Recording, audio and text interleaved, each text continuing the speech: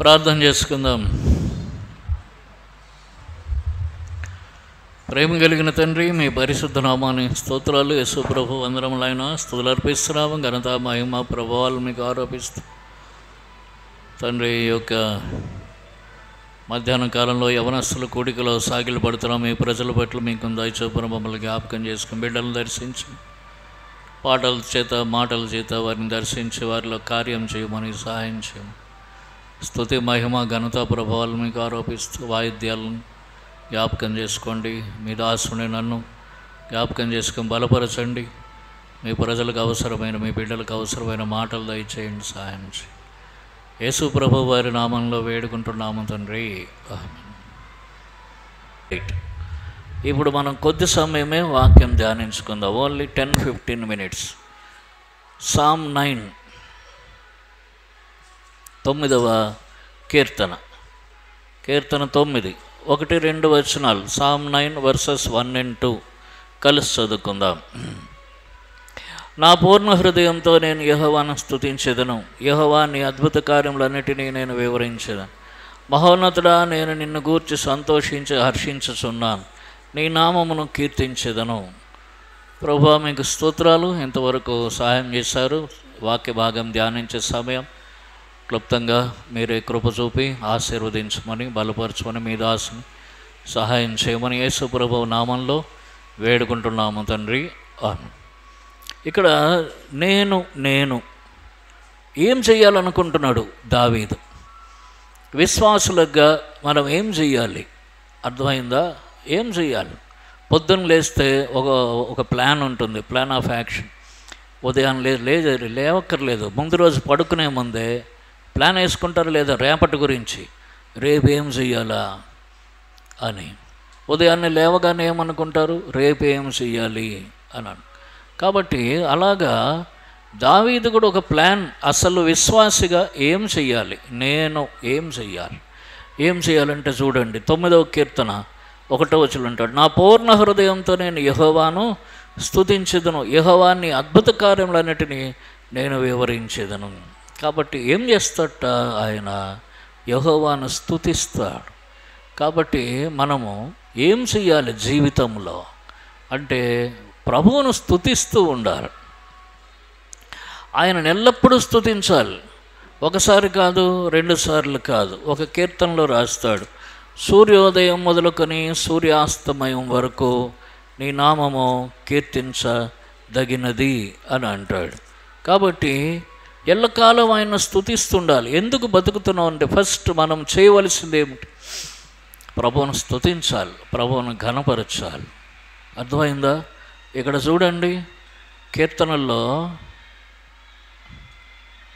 148వ కీర్తనలో అంటాడు, 145వ కీర్తనలో అంటాడు, 148, 148 యెహోవాను స్తుతించుడి. 1వ వచనం నుండి, ఆకాశవాసులారా యెహోవాను స్తుతించుడి, ఉన్నత స్థల నివాసులారా యెహోవాను స్తుతించు. అట్లాగంటాడు, దూతలారా స్తుతించండి, సైన్యములారా స్తుతించండి, సూర్యచంద్రులారా, కాంతిగల నక్షత్రములారా, తర్వాత పరమాకాశంలారా, ఆకాశం పైన ఉన్న జలములారా. నేను వరుసగా చదివేస్తున్నా. 5వ వచనం 5th verse, తర్వాత 7వ వచనం 7th verse, భూమి మీదనున్న మకరములారా, అగాధ జలములారా యెహోవాను స్తుతించండి.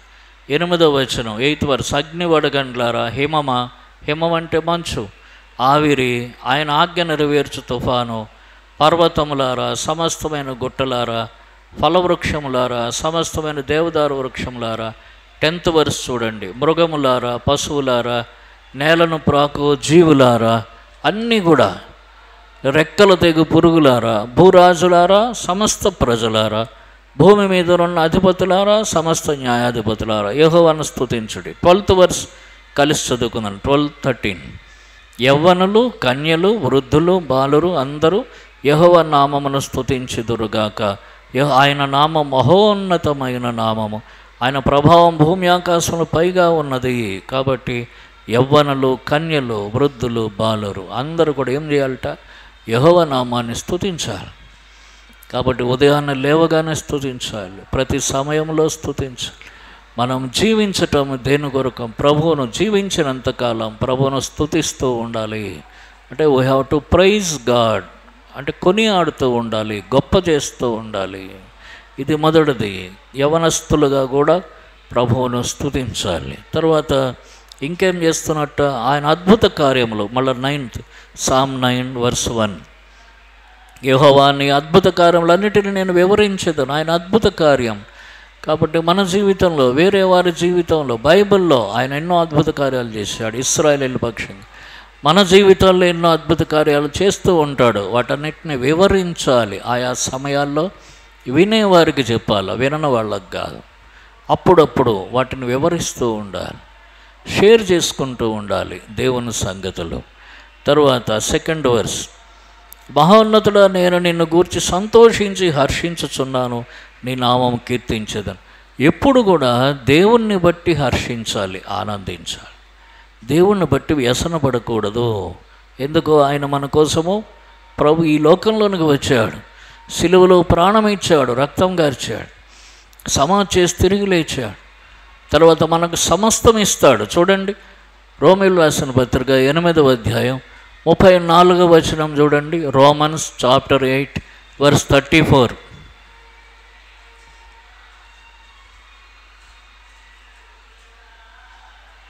Romans chapter 8 verse 34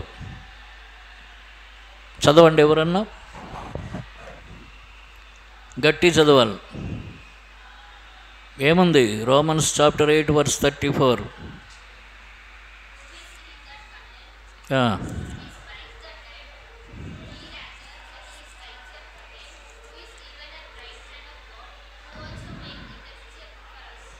ఆయనతో పాటు సమస్తము మనకెందుకు అనుగ్రహింపడు? మనందరి కొరకు ఆయనను, అంటే యేసు ప్రభువును అప్పగించిన వాడు ఆయనతో పాటు సమస్తము ఎందుకు అనుగ్రహించడు?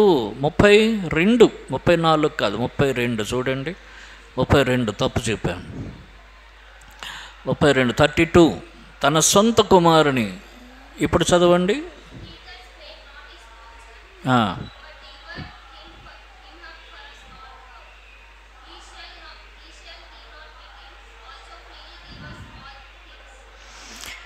మనందరి కొరకు ఆయన అప్పగించిన వాడు ఆయనతో పాటు సమస్తం మనకెందుకు అనుగ్రహింపడు?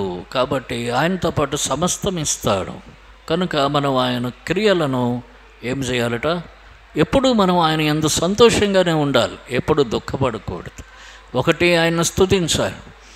రెండవది, ఆయన అద్భుత కార్యాలను, ఆయన క్రియలను వివరించాలి. మూడవదిగా, ఆయన నామమును కీర్తించాలి. ఆయన యందు ఎప్పుడు సంతోషంగా ఉంచాలి, దేవుని యందు ఎప్పుడు సంతోషంగా ఉండాలి, దేవుని బట్టి ఎప్పుడు దుఃఖపడకూడదు. నాలుగోది ఏమంటాడు? నీ నామమును కీర్తించేదను. ఎప్పుడు కూడా ఆయన్ను కొనియాడుతూ ఉండాలి, ఆయన్ను పాటలు పాడుతూ ఉండాలి. తర్వాత చూడండి 13th verse, Psalm 9 verse 13 కలిసి చదువుకుందాం. నేను నీ కీర్తి అంతటిని ప్రసిద్ధి చేయుచు, సియోను కుమార్తె గుమ్మములలో నీ రక్షణ బట్టి హర్షించినట్లు యెహోవా నన్ను కరుణించు. దావీదు అంటున్నాడు, నీ కీర్తి అంతటిని ప్రసిద్ధి చేస్తాను. కాబట్టి ఎప్పుడు దేవుని గొప్పవాడుగానే చెప్పాలి. ఎవరితో మాట్లాడినా నా దేవుడు గొప్పవాడు, ఆయన కీర్తిని ప్రసిద్ధి చేయాలి. అంతేకాని ఆయన ఎప్పుడు తక్కువ చేసి మాట్లాడకూడదు.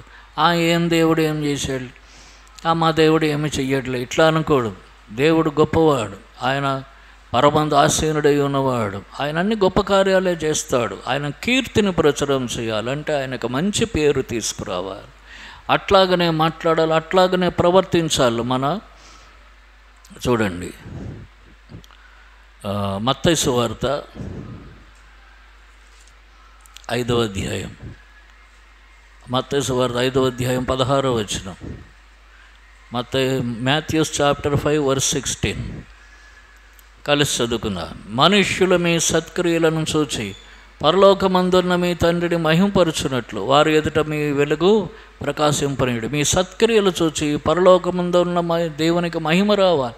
కాబట్టి మన క్రియలు, మాటలు దేవునికి మహిమకరంగా ఉండాలి, దేవునికి కీర్తిని తీసుకొచ్చేదిగా. కీర్తిని అంటే మంచి పేరును తెచ్చేదిగా ఉండాలి. కాబట్టి ప్రభువును స్తుతించాలి. దావీదు అంటున్నాడు, నేను ప్రభువును స్తుతిస్తాను, ప్రభువును కీర్తిస్తాను, ప్రభు అద్భుత కార్యాలు ప్రకటిస్తాను, ప్రభునందు ఎప్పుడూ సంతోషిస్తా, దేవుని యందు ఎప్పుడూ సంతోషిస్తా. తర్వాత ఏమంటున్నాడు మళ్ళా, దేవుని కీర్తిని ప్రసిద్ధి చేస్తాను, ఆయనకు మంచి పేరును ప్రసిద్ధి చేస్తా. ఎలాగా? మాటల ద్వారా, క్రియల ద్వారా మంచి పేరు తీసుకొని వస్తాను. ఇది ఆయన ఉద్దేశం. మనము కూడా నేను అని అంటే ఏం చెయ్యాలి అన్నప్పుడు ఈ ఆలోచనలే రావాలి, ఈ ఆలోచన రావాలి, ఈ తీర్మానం ఉండాలి. నేను కూడా ఎల్లప్పుడూ దేవుని స్తుతిస్తాను, నేను దేవుని కీర్తికి మహిమ కలుగజేస్తాను, దేవునికి మంచి పేరు తీసుకొని వస్తాను. తర్వాత దేవుని యందు ఎప్పుడూ సంతోషిస్తూనే ఉంటాను, ఎప్పుడు దుఃఖపడను. దేవుడు నాకు సమస్తం ఇస్తాడు, దేవుని అద్భుత కార్యాలు నేను తెలియజేస్తాను అని తీర్మానం అవసరం జీవితంలో. 16వ కీర్తన చూడండి, Psalm 16. ఇక్కడ అంటాడు 7వ వచనం, 7th verse కలిసి చదువుకును. నాకు ఆలోచనకర్త అయిన యెహోవాను స్తుతించెదను, రాత్రి గడియలలో నా అంతరింద్రియం నాకు బోధించుచున్నది. నాకు ఆలోచనకర్త అయిన యెహోవా. దానికంటే ముందు 3వ వచనం చూడండి, ఏమంటాడు? 3rd verse కలిసి చదువుకుందాం. నేను ఇలాగందును, భూమి మీదనున్న భక్తులే శ్రేష్ఠులు, వారు నాకు కేవలం ఇష్టలు. కాబట్టి ఎవరు ఇష్టమైన వారట? భక్తులు. ఏ భక్తులు? యెహోవా భక్తులు. దావీదుకు ఎవరు ఇష్టమైన వారు? యెహోవా భక్తులు. కాబట్టి వారితోటే సహవాసం కలిగి ఉండాలి. కాలేజీలో చదువుతున్నప్పుడు అందరితోటి కలిసి ఉండాలి, కానీ వారి లక్షణాలు నేర్చుకోకూడదు, వారి మాటలు నేర్చుకోకూడదు, వారి ఆలోచనలు నేర్చుకోకూడదు. వారితో అక్కడ చదువు వరకే కలిసి ఉండాలి. అయితే ఎవరు ఇష్టమైన వారు ఎవరై ఉండాలి? దేవుని భక్తులు ఎవరున్నారో, నిజంగా మారు మనసు పొందిన వారు ఎవరున్నారు, వారే ఇష్టమైన వారుగా ఉండాలి, వారిని ప్రేమించాలి. భూమి మీద ఉన్న భక్తులే శ్రేష్ఠులు, వారు నాకు కేవలం ఇష్టం. భక్తులై ఉండాలి వారు. మందిరానికి వచ్చి కూడా క్రైస్తవులు అయ్యో కూడా ఇక ఇష్టానుసారంగా జీవించవచ్చు, అబద్ధాలు చెప్పొచ్చు, చాడీలు చెప్పొచ్చు, కొండెమలు చెప్పొచ్చు, ఇవన్నీ చేస్తూ ఉంటారు. అవి చేయకూడదు.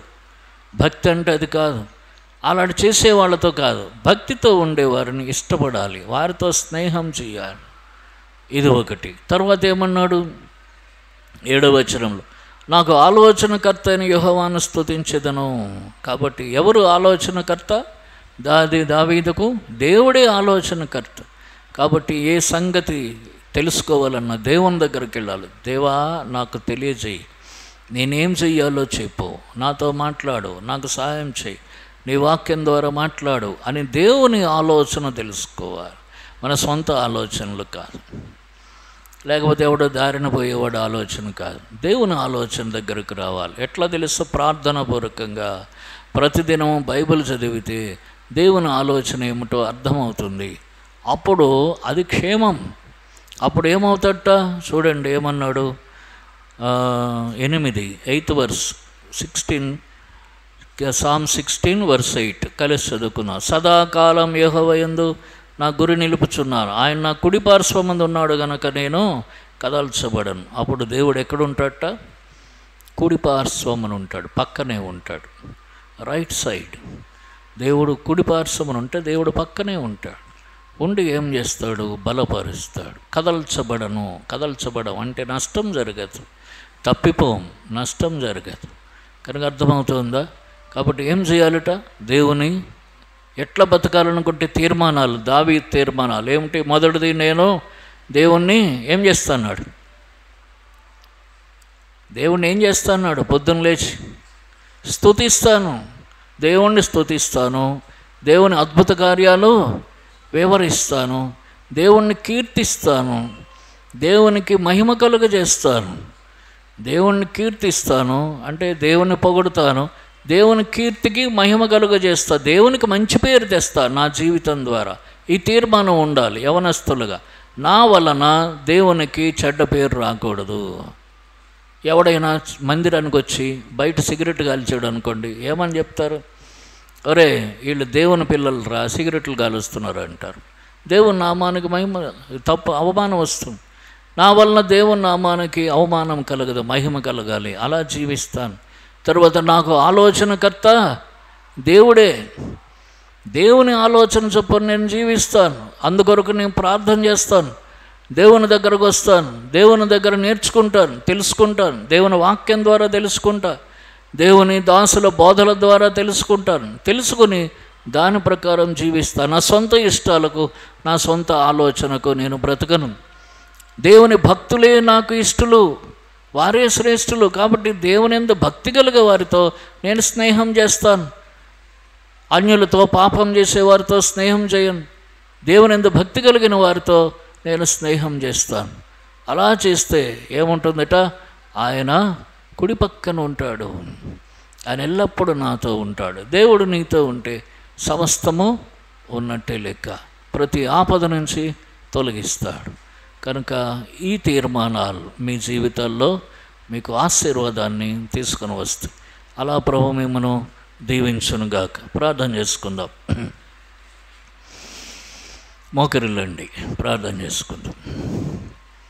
ప్రేమ కలిగిన తండ్రి, మీ పరిశుద్ధ నామాని స్తోత్రాలు. యేసు ప్రభు వందనములైన స్తుతులు అర్పిస్తున్నాము. ఘనత, మహిమ, ప్రభావాలు మీకే ఆరోపిస్తూ ఎంతైనా నమ్మదగిన దేవుడో స్తోత్రాలు చెల్లిస్తున్నాము. ఈ యొక్క మధ్యాహ్న కాలంలో యవన పిల్లలతో మాట్లాడారు ప్రభువా. వారు విన్న విషయాలు వారు గుర్తుంచుకొని మిమ్మల్ని స్తుతించేవారుగా, కీర్తించేవారుగా, మీ నామానికి మహిమ తెచ్చేవారుగా, మీ అద్భుత కార్యాలు వివరించేవారుగా, మీ భక్తులతో కలిసి స్నేహం చేస్తూ జీవించేవారుగా, మీ ఆలోచన చొప్పున నడుచుకునేవారుగా, మిమ్మల్ని కలిగి ఉండే అనుభవం వారు కలిగి ఉండటానికి దేవా మీరే కృప చూపమని, సహాయం చేయమని స్తుతులు అర్పిస్తూ విన్న వాక్యం వారిలో భద్రపరచండి. ఎత్తుకొని పోకుండా శత్రుకార్యంలో పరచండి. నీరు గట్టి ఫలింపచేయండి. తిరిగి గృహాలు వెళుతుండగా మీ కృపాక్షములు తోడుకొంచు. నీవు క్షేమముగా వెళ్ళము. ఇశ్రాయేలు దేవునితో నీవు చేసుకున్న మనవాయిని నీకు దయచేయనుగా కన్న వాగ్దానం బిడ్డల పక్షం నెరవేర్చండి. శత్రుకార్యంలో పరచండి. వారపు కోడికల్లో మీ సన్నిధిని ఉంచండి తండ్రి. పిల్లలు వారి యొక్క యవన జీవితాలు భద్రపరిచి తొట్టిల్లకుండా కాపాడండి.